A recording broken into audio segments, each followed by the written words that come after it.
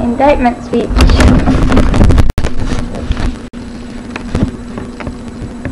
I'm John Shelby's brother. I'm Becky Shelby's mom. Amy Shelby's neighbor.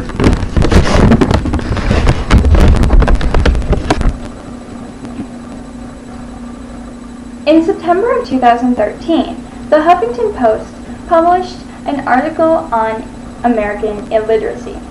In the past decade, illiteracy in the United States has not changed much, staying at a solid 14%. However, what they did find to be surprising was that there was a connection between illiteracy and incarceration. In fact, 70% of America's prisoners could not read past a 4th grade level. This shows us that there are significant problems associated with being illiterate.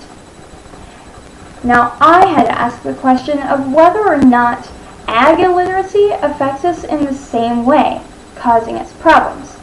And as we notice, these problems are indeed affecting us today.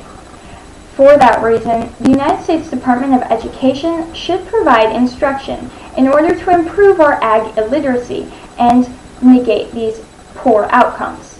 What outcomes am I talking about?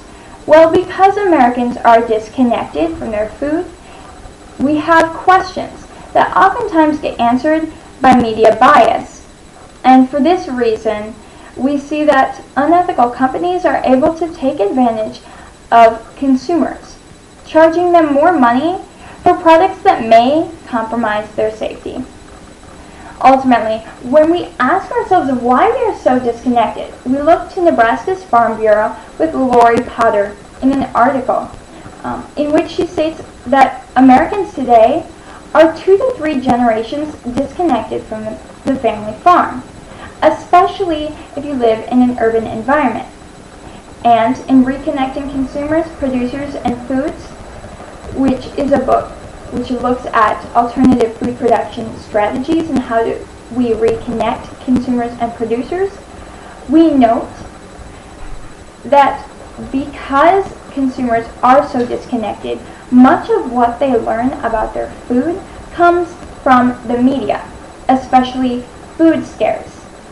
Now, when consumers are faced with these food scares, because of the disconnection, they're oftentimes unable to judge or assess the information that they're shown. Now, one real-life example of where this happened and affected South Dakota is with the pink slime controversy of 2012. Better known as lean, finely textured beef, pink slime, in an article by the NPR of 2014 titled, "Pink Slime is Making a Comeback, Do You Have a Beef with That?" is actually not as detrimental to your health as it may seem.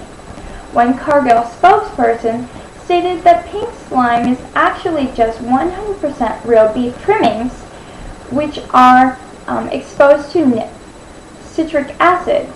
Now, the citric acid eliminates much of the pathogenic bacteria which are commonly found on any beef product, making it safer for ingestion. Because of the negative connotation that consumers have with pink slime, we see that volume sales for the product decreased 80% in 2012.